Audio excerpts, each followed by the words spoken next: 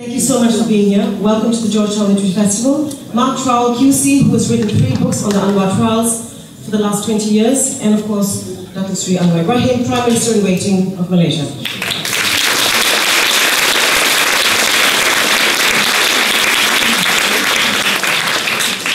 So the Malaysian story has finally changed after 61 years. 9th of May was historic. Nobody ever thought or dreamt that this was possible without a drop of blood. You emerged as a hero in the last 20 years. You were in the center of the story. You were put in jail. You were in and out of jail for many, many years, 20 years. One of the first things that you said after you were released was, this is the time for a new dawn for Malaysia. What exactly does that mean? What is a new dawn?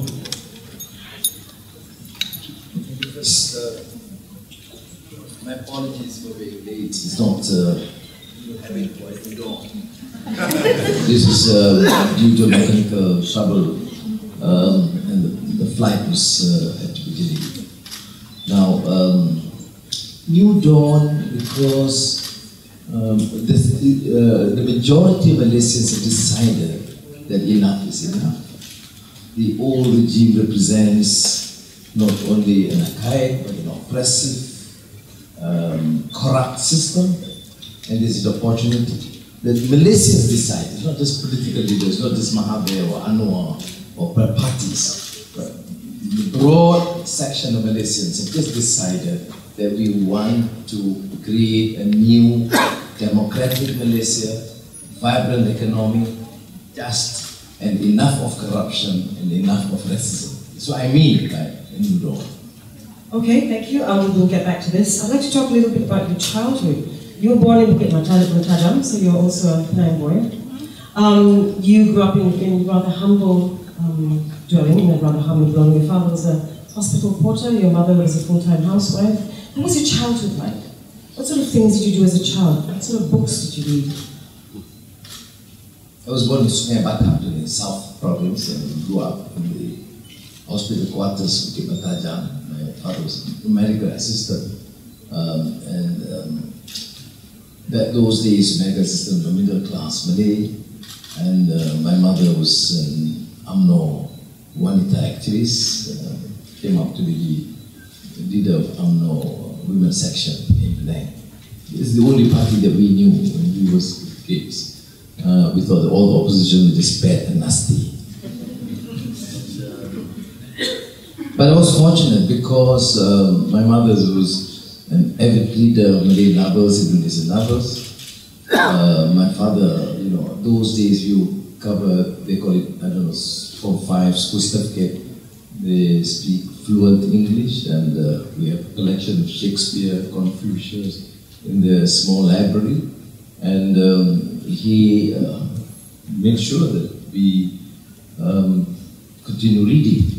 And so, in a sense, I was very fortunate because those days you don't find too many Malays having that sort of exposure. And my neighbors, fortunately, were Malays, Chinese, and Indians, so they were all my uncles. And that have helped immensely, giving me that sort of a Penang Malay outlook. We're quite familiar with the different cultural setting.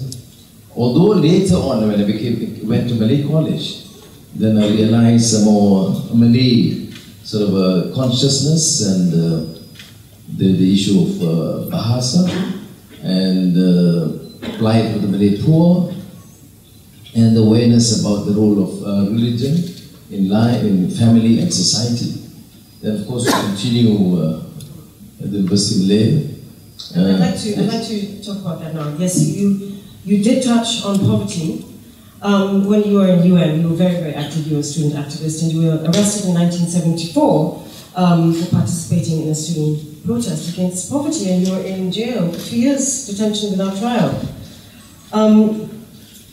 Last year, UNICEF did a study in KL in the PPR flats, which states that 99.7% of children live in poverty and 7% in absolute poverty. This is KL.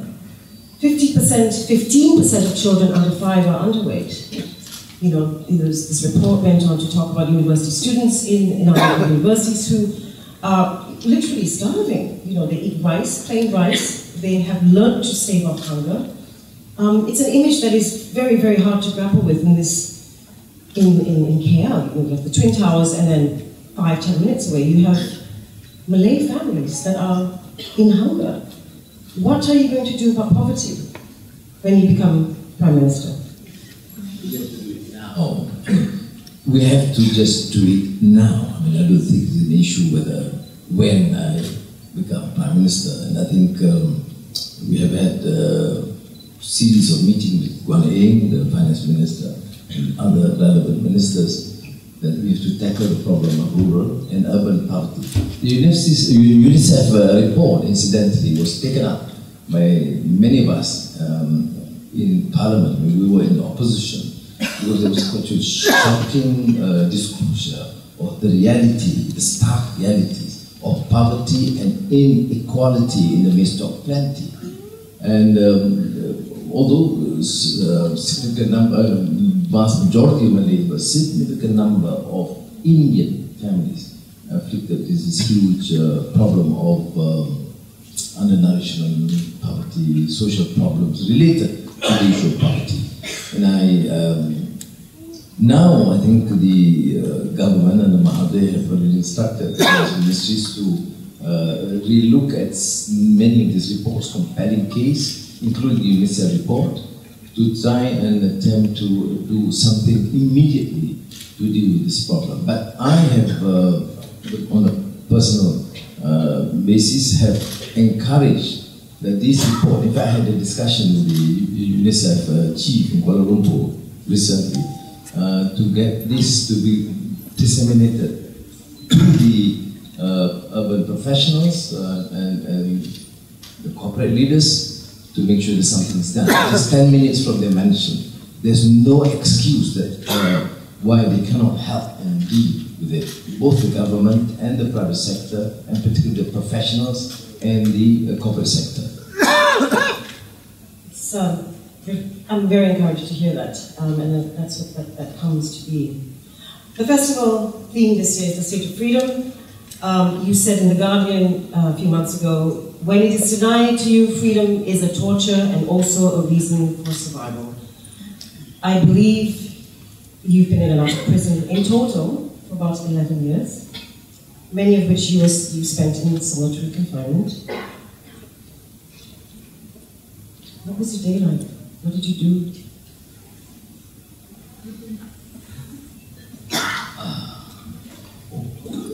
It's not a bed of roses, of course, but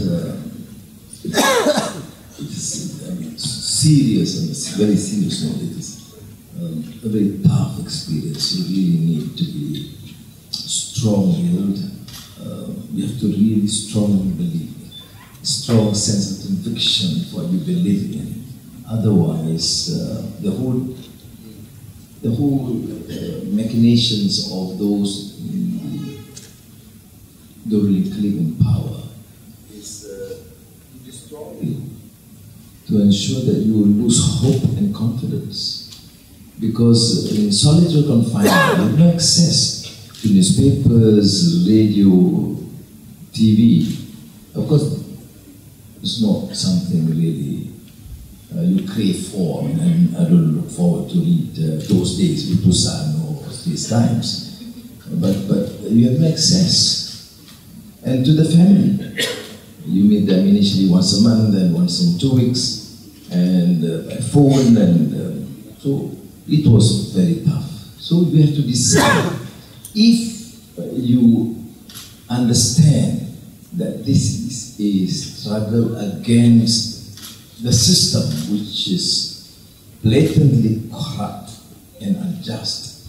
You realize that it's not going to be an easy path. You have seen greater leaders, greater efforts, greater sacrifices throughout history. So then we have to then have a strict regime. What you need to do, what time you wake up, how many books you should read, what is your daily routine. And you don't expect that. There's not that. didn't expect any reasonable food. And it was very difficult. I lost weight until I think about after 6 months, when the doctors advised I have to be, particularly when I appear in court, they don't want me to be too thin, so they start giving me additional milk. And raisins. Milk and raisins. And cereals to compensate for the loss of weight. And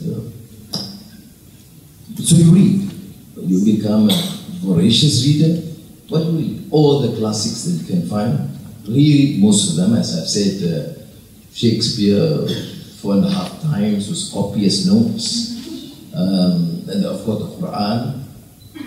Look at the Upanishads and the Bible, because I know I have to deal with the Muslims, with the Christians, with the Hindus, with the Buddhists, so I want to be familiar with this. We understand Western civilization and society, but we also have to understand the Indian history, culture, civilization. So Radha Krishna's 2 volumes of Islam was grasped. Then all the old Chinese classics, the romance of the 3 kingdoms and Journey to the West, etc. Mansa, Lao Tzu, Confucius, and the rest. Islamic classics. Boris Pasternak, Leo Tolstoy, and Anna Akhmatova. Did you write a prison diary? Yes, although I didn't intend to publish it. Why not? I think I should be not talking about my personal experience. I want to look forward. Now is the time when we have to encourage Malaysians to think about this country at present and to chart a new future. And probably at later time some others be interested to just understand history. The only relevance that, as the argument typically said, please never allow this to happen again, not only to you and all, but to any Malaysian. So that, I think, is a compelling case, that something needs to be written, and of course, Mark Trowell has done brilliantly in the final twist. And this leads very well to my question to Mark. Mark, you're a QC lawyer based in Perth. You've been documenting the Anwar trials for the last 20 years. You have seen a lot how this country has changed. You've seen the corruption that existed in the Malaysian judiciary. What was some of the key factors that shocked you as a lawyer, about the law in Malaysia over the last 20 years? If you could just give us an idea of... I suppose it was the senior judges' refusal to accept the principles of the rule of law. It was quite clear, but it's not necessarily by an intuition or my sense of opinion, but based upon the evidence, that clearly Anwar Ibrahim was falsely convicted and imprisoned. And can I just say this, because the question most asked of me, particularly because I'm a lawyer, is Anwar Ibrahim guilty of that offence? And I can tell you, no. And I can tell you that, not based upon my view of the evidence, but because of the evidence. Because the only word relied upon was that of the complainant, Mohammed Saiful. And on his own unwitting testimony, he was a participant in meetings with Deputy Prime Minister Najib, senior members of UMNO, and senior police officers. Some in the dark of night at the hospital, the Concord Hotel in Kuala Lumpur. And these meetings took place before the alleged offence. So he was clearly part of a political conspiracy to contrive false accusation against Dr. Sadiq. But more importantly, once you push his evidence aside, there is the DNA. And the DNA was fabricated. There's no question about that. Because in both trials? Well, I can't speak about the first trial because I wasn't there. But the second trial, I can assure you that it was, because the defence expert, DNA expert, said, look, this may be Anwar's DNA. It doesn't necessarily have to come from sperm, it could easily come from skin cells, epithelial cells. But I can tell you, in my view, this is not the sample that was taken from Mohammed Saiful. So the only answer to that would be that was fabricated. So that leads us a long way around. I think that's a question that probably is in most people's minds. Well, is Anwar guilty of committing an offence? So I can tell you no. Then you say, well, what about the decision of the Court of Appeal and the Federal Court of Malaysia? This is the disgrace. I mean, I'm a guest in Malaysia, and I'm not easily enticed to be critical of another country without good cause, but I can say this. The trial, and everyone knows because he was there, but the trial in the Court of Appeal was just appalling. It was, as a lawyer who has respected the law, to see the way the judges behaved at the appeal was a disgrace. It made me sick in my stomach to see something I believe most fully to be vandalised in that way. And then there was the Federal Court. The Federal Court was a bit smarter. They weren't as obvious as the Court of Appeal, but they brushed aside the DNA evidence. They brushed aside the obvious conspiracy that had taken place.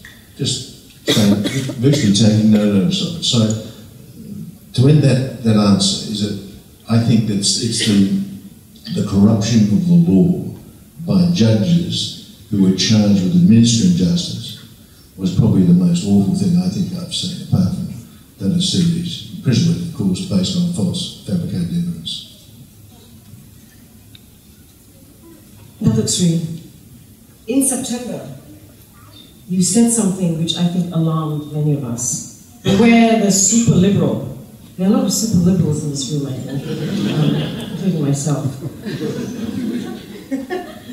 Oh, really? Liberals, not super.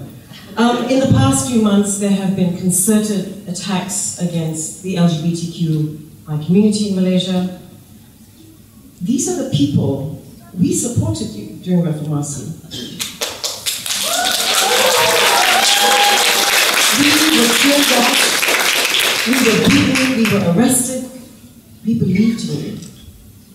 And now that we are here, we are all Malaysians. We are all Malaysians in every race, color, religion, shape, and size. Are you going to let us down?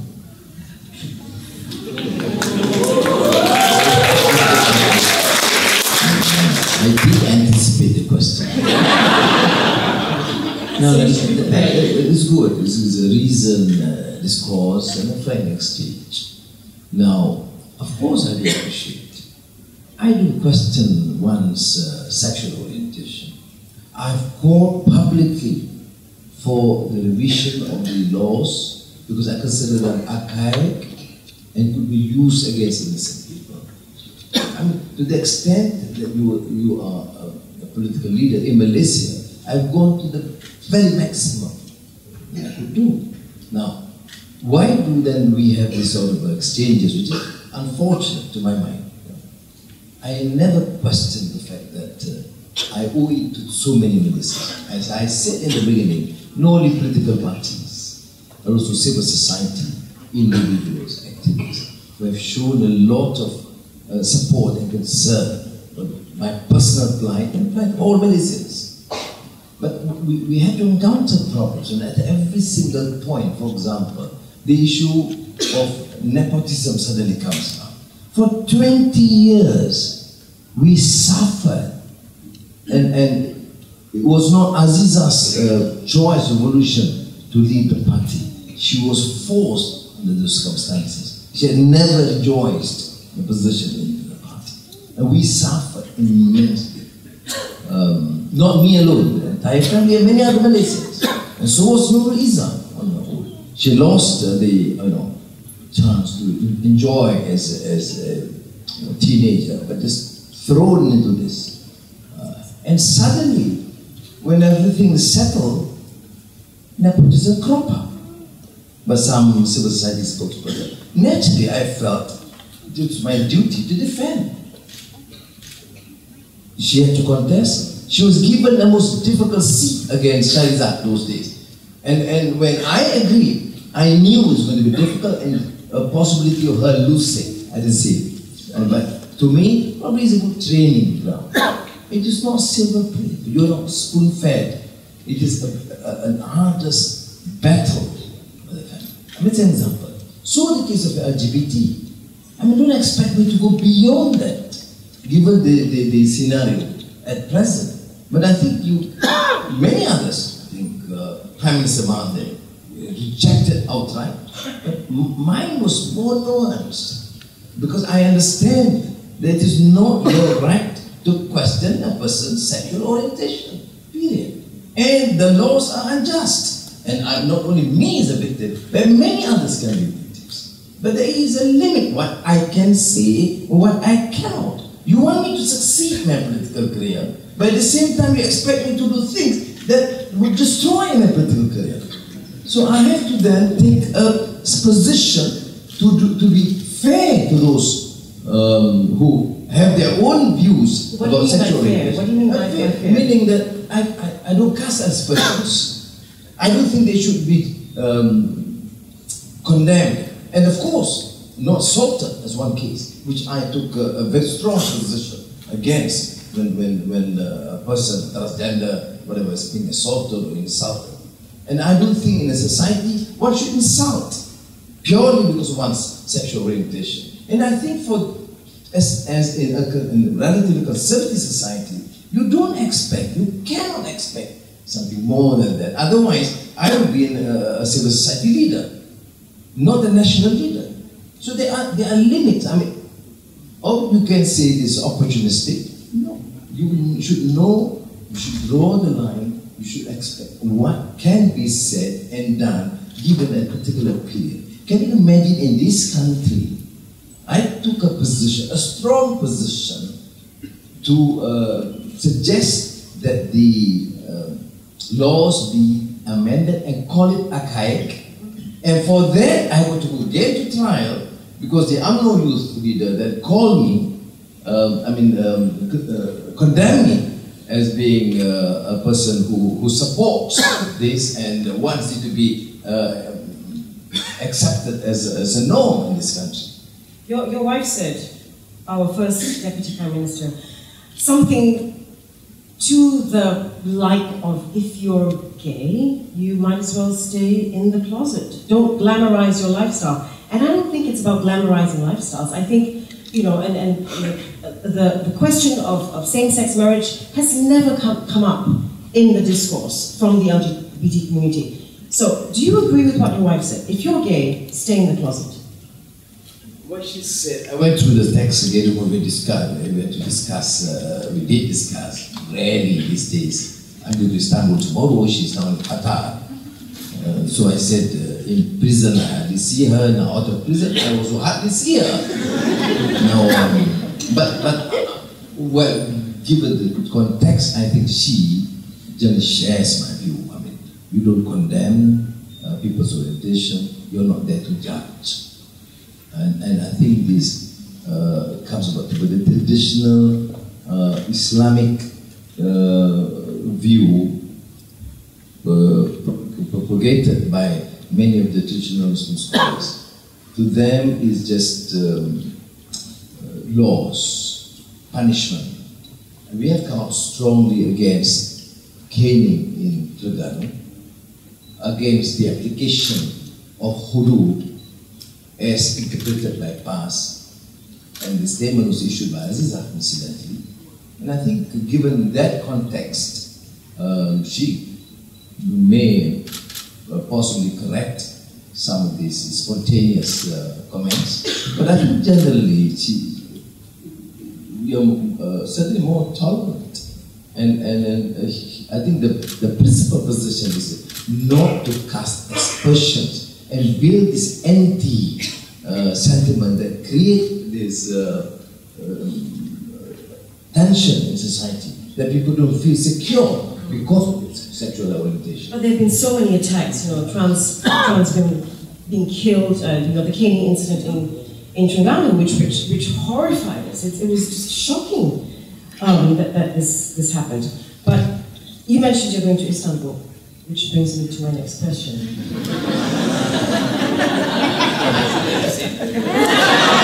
I was going to ask it anyway. So Turkey has been likened to Malaysia as a liberal, moderate Muslim country, but in the last 2 years that has changed dramatically. Your friendship with President Erdogan, Prime Minister Erdogan, is seen with a lot of unease. In the last 2 years, 70,000 students are in prison, 51,000 teachers have been dismissed, 1,000 lawyers have been imprisoned, 150 journalists and writers are in prison, 180 media outlets closed, and more than 20 books banned in recent months. This is a dangerous alliance. It's a very dangerous alliance. And recently, we were shocked, the world was shocked by the murder of Jamal Khashoggi, who was seen as a friend of President Erdogan. Were you surprised about his anger and vehemence towards Saudi Arabia? Incidentally, I also know. Incidentally, I'm of course saddened with the disappearance and murder of Khashoggi. I know him personally. Okay, but let me talk first about Erdogan. He's a personal friend, yes. He represents the new wave for democracy in Turkey. He and the party, our party, managed to part from the old authoritarian draconian measures by the military. Right. But the issue is, my friendship with him was because consistently he has been concerned, outspoken, and supportive throughout his years. Every meeting with Najib or Zahid, the first on the agenda is, why are you detaining or imprisoning Anwar? So at a personal level, naturally, I would really appreciate it. David Cameron did bring up and wanted, and was supportive of my, what do you call it, this, to give protection, or asylum in the UK. Although I did not submit forms or proposal to that effect, but because he was concerned, so I took the trouble then to meet him and express my appreciation. Does not make me a person who supports all the policies of David Cameron. Certainly not. Now, in the case of Tayyip Erdogan, it's the same. I'm not here to defend all of his policies, but certainly as a Democrat and his journey, what transpired, the changes, the remarkable changes that happened in Turkey is something that I admire. But the excesses after the coup d'etat, my personal friend and his son, a 16-year-old son, were killed during the attempted coup. And 250 lives were lost at that time. And there was this immediate reaction. To that extent, I would support. If Malaysia, assuming that I am Prime Minister, there was an attempted coup, 500 people killed, I would certainly declare a state of emergency until things are resolved. In that process, hundreds may be arrested, but certainly it should not be prolonged. Now, that was the advice I gave to him, Anwar. I met him after the circuit and said to him, now that you have won the elections, I think you should then ease out. Those who have a compelling case against, then bring them to court. Otherwise, you should not.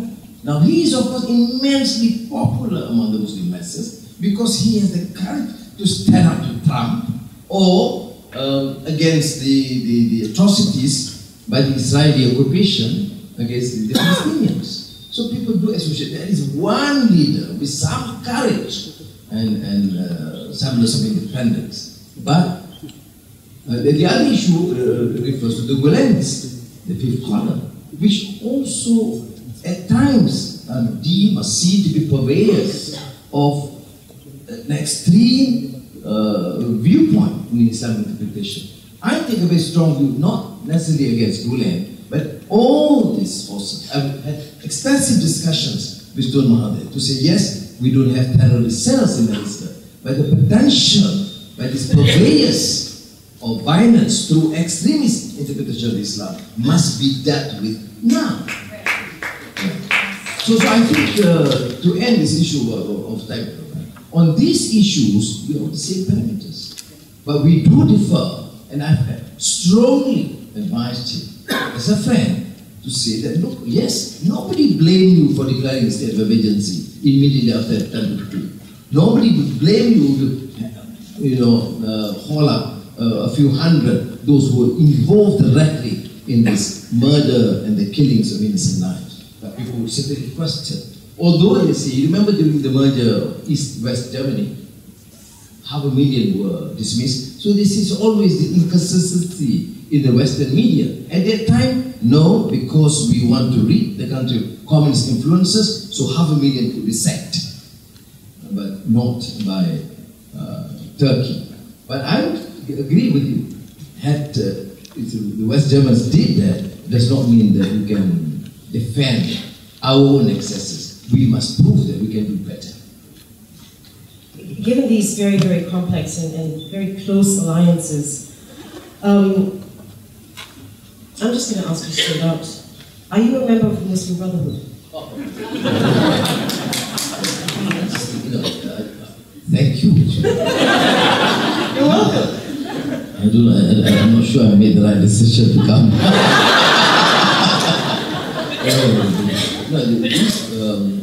This was an issue raised on even in the United States when it was offered as a visiting fellow at SAIS, and there was a neo-con center in Johns Hopkins. One of the reports came out to say, maybe. But the CIA would know. Why do you say may not, in the special branch? The truth is, yes, I know many of the leaders. Yes, we have contacts with them in the past. But it's a very important fact which I have written about and spoken about in Habib functions. I think in about 1970-79, I was with Father Law, who later became the president of PAS. Was then deputy president of Habib. I was president of the Muslim Youth Movement of Malaysia. We were invited to Cairo, and the tradition in the Ikhwan, or the Muslim Brotherhood, is that you have to have to declare allegiance to the leadership. You take oath as part of this international network of Muslim Brotherhood. We decided that night, no, we were going to meet them and maintain and engage with them. I said, why not? I can engage. Why is it an issue that I meet the Muslim Brotherhood when I can work and discuss with Paul Volvovis, for example? Incidentally, he's also a friend, although we cannot discuss Iraq. Now, so when we went, and we decided not to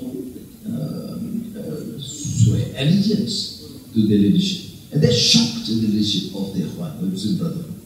Later, they decided then to set up a different unit to rival Habib, because Habib did not want to participate in this international network of Muslim Brotherhood.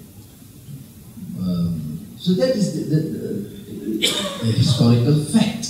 Now, why must I disengage in terms of engagement? I don't believe I should not. I should disengage, because I think they have influence, and we share some of the terms of training, of Islamic awareness. We do not share other, practical strategy that they have adopted.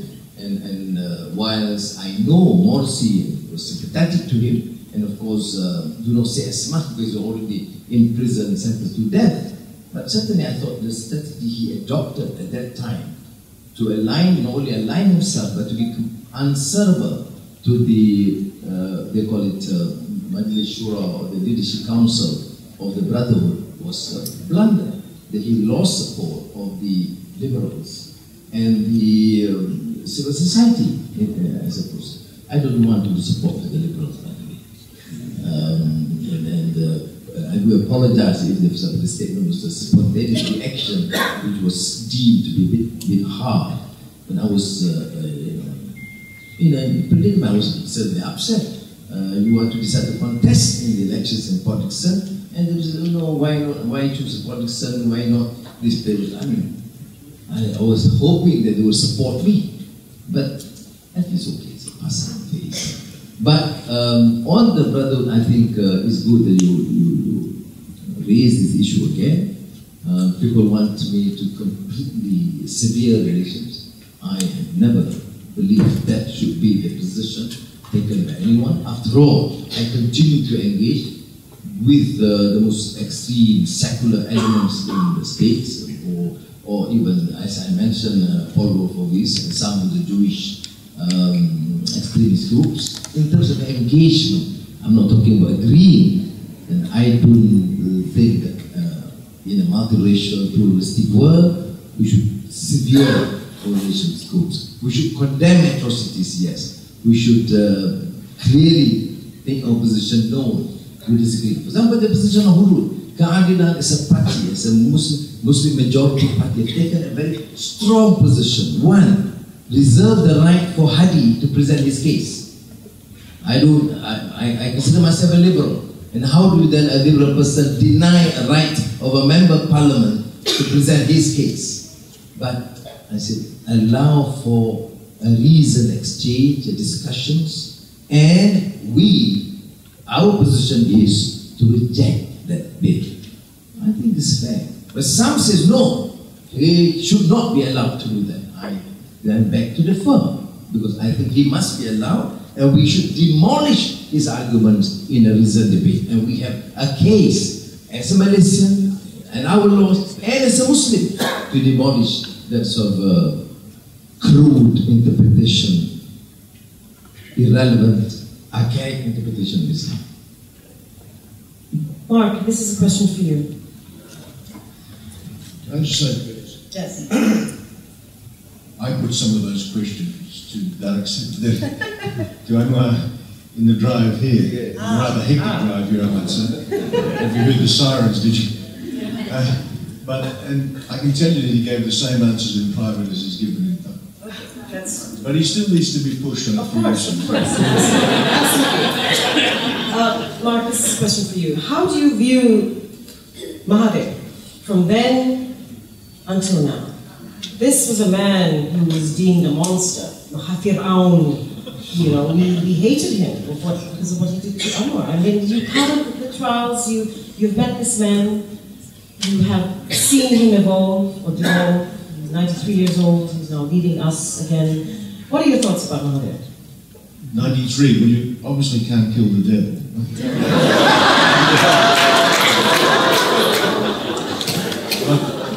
You see, I've immediately gone against my golden rule not to be critical of a system in another country. Historically, it's Mahathir that has caused all these problems in the last 20 years. And Mahathir gutted the judiciary and set them upon a course of corrupt court. Yeah, you start saying things critical of Mahathir and see what happens.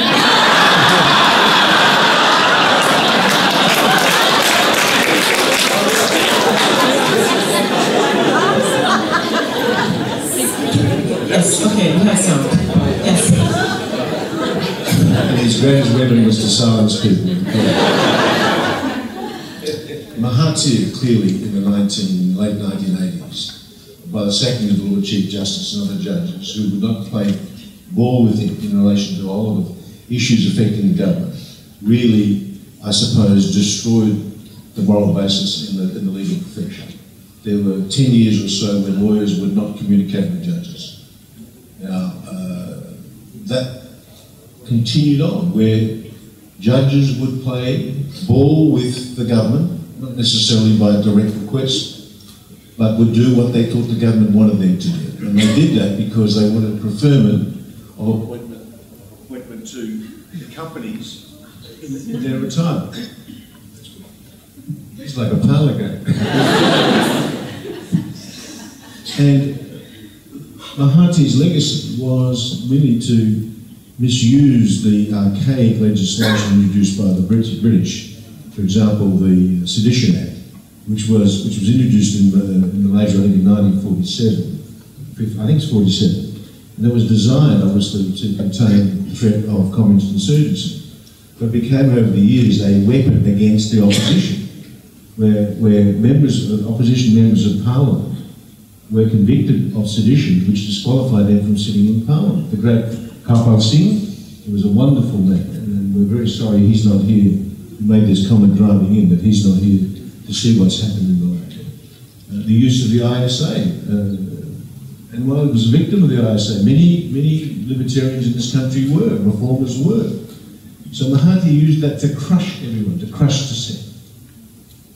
So now we look back 20 years and here he is again. Can he be trusted? I think, I won't speak for the Tukseri, but I think his view is, having said that, I'll tell you what I think he's saying. But that there's no option but to. The change would not have happened but for Mahathir's involvement. He went into the rural Malay areas, and the Tukseri, I think you'll agree, worked very hard. And as you said last night, this is not normal politics because Anwar and Mahathir were able to come together for the good of Malaysia. Whether Mahathir follows through, well, everyone's got an opinion on that. But Anwar says, you know, that Mahathir is following, wants redemption. Maybe at 93 he sees the end in, maybe not. but maybe he does want redemption. Maybe he does see that things should be different to the way he ran the country. And remember, it's not just his reform package, it's really the other party's reform package. And if he is committed to that, and if he brought about the situation where one-party rule was dissolved after 61 years, then that's the agreement that you need to make with the devil, who may have crossed over to seek redemption with the Almighty. That's a very enlightening answer. I believe we only have 10 minutes left, really. Sorry? 5 minutes. That's really, you can't just leave us like this. No, we have so many more questions for you. We have to open it up to the public. Okay, I was very disturbed to see this again in the start again. I said the issue of Ketuanan Melayu. I don't think we'll be able to address that right now, but maybe we'll get a question from the audience. You said the NEP is obsolete. You wanted to get rid of it. What is this fear-mongering about? All this double-speak, this ding-dong, yes, we can get rid of it, no, we're not going to get rid of it, yes, we can get rid of it. You know, it's fear-mongering from the opposition. And I really hope that the government stands up to this, because I believe that you want equality for all. I believe that. Exactly. I crafted that Malaysian economic agenda to replace the Liberal policy in 2007. Very difficult sort of decision to make, but I believe this is best for Malaysians and best for the Malays. And I don't think there's no issue of turning back or reneging on our commitment. Of course, I lost some segment of Malay support, and then our alignment with the DAP cost also some casualty. But we have to deal with it. At my age, not 93, but 71. How's your health, by the way? I'm good, except for this titanium replacement, which can make me stronger. So the armies will go through, you know. So I think we just have to decide what is right and what is best for the country. I mean, similarly, like I said last night in Bangkok, that these are, in a way, post-normal times. You have Trump in America, which is not normal. But the fact that there is this collaboration between Anwar and Mahathir, it was very painful. People talk about, oh, it's nice, okay, you can forgive. It's very painful. It's a torturous route. But between the trauma that Anwar and the family went through and the nation takes precedence. And why did I choose to then endorse Mahathir? Because he is committed to the reform agenda. And last fortnight, in a speech, Yeah, the reform agenda is not necessarily mine, but then last fortnight in Parliament, I was there listening to his speech on midterm review of the 11th Malaysia Plan. He mentioned that we are committed to the reformasi agenda, judicial independence, free media, ridding the country of corruption. And I think it is then up to the team to enforce and make sure that it works. Now, there will be time, and again, issues like ISAT will come up.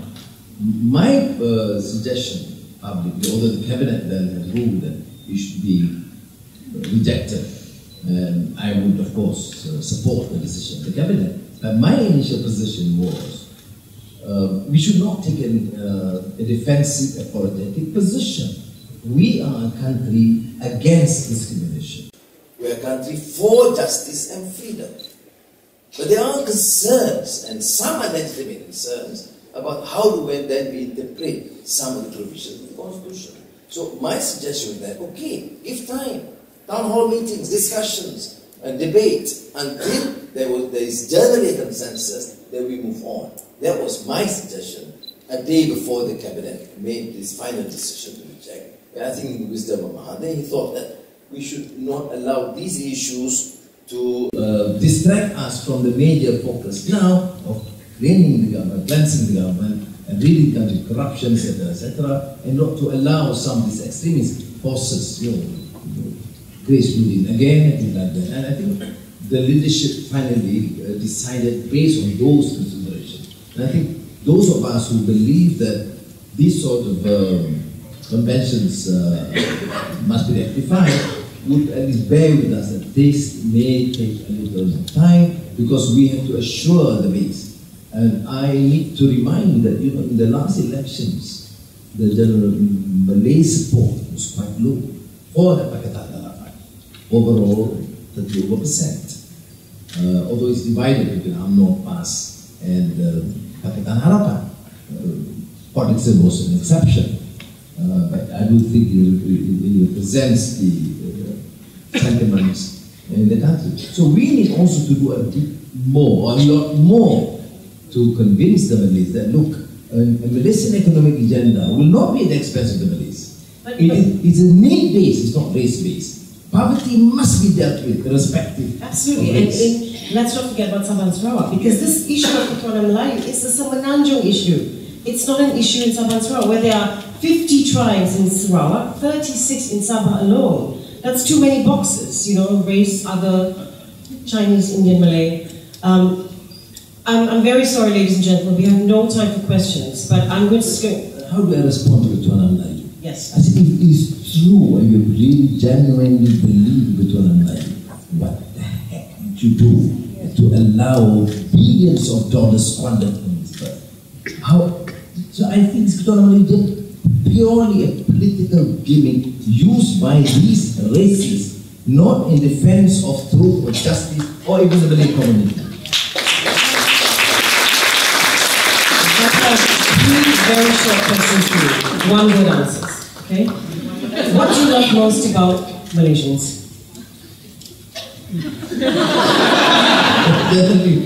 Nice. Us? We're supportive. We're nice. We're supportive. Sometimes they ask some very nasty, difficult questions.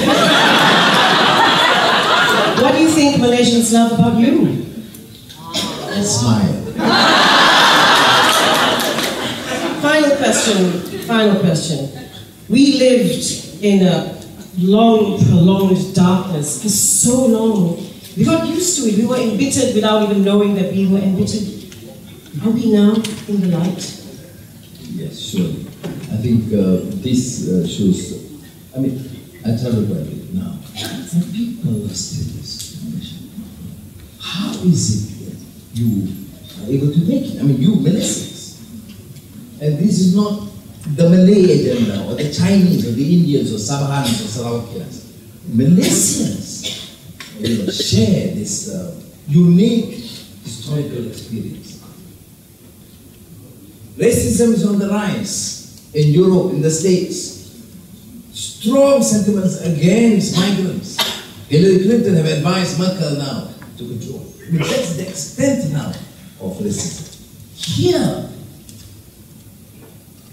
is a beautiful story of a multiracial endeavor committed to a reform and committed to change. And I think, to my mind, no one should underestimate the wisdom of the masses.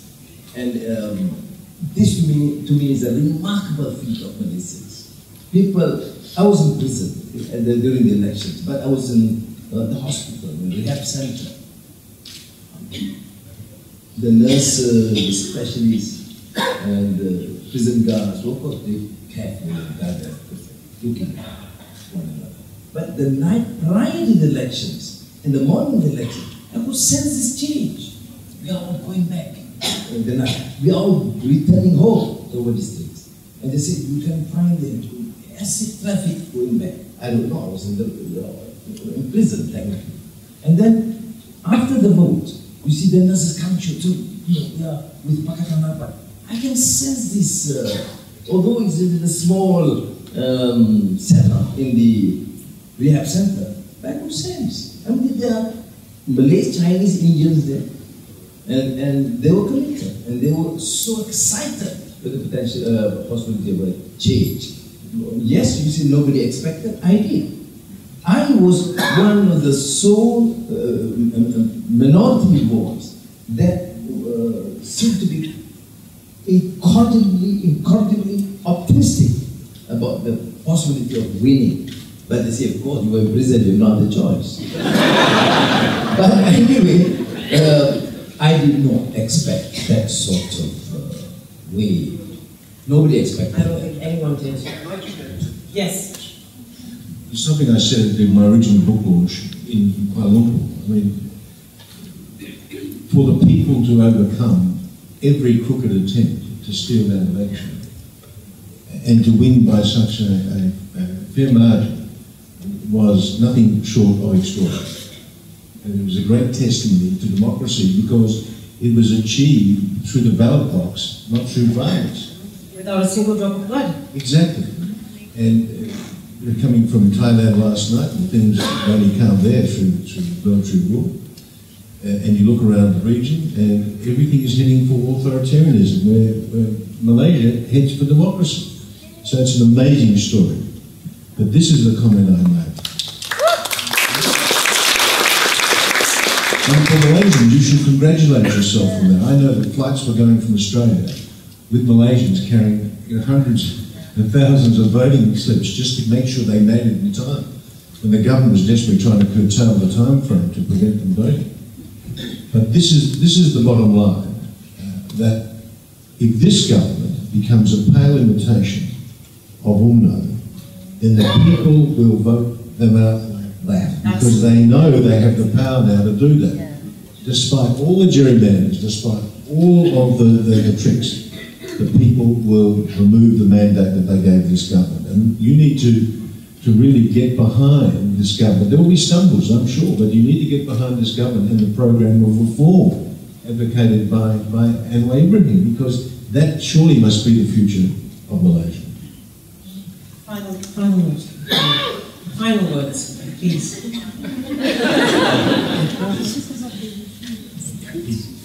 Stay true to the commitment. It's not just for the government of Pakatan Harapan, for the people, to continue to monitor developments, to avoid the excesses of the past, for creeping into the system. I must honestly admit to you that I, in a limited sense, guarded, nuanced manner, critical the behavior of some leaders, because I think they must aspire and understand that this is a reform government. Ostentatious lifestyles, getting kickbacks should never be tolerated in this country. Comments, you say you lack experience, I can understand, but have the humility to learn, understand, and respect the sentiments of the people. That's my view, which means the society must be must be alert, must be vigilant, and not allow excesses to creep in.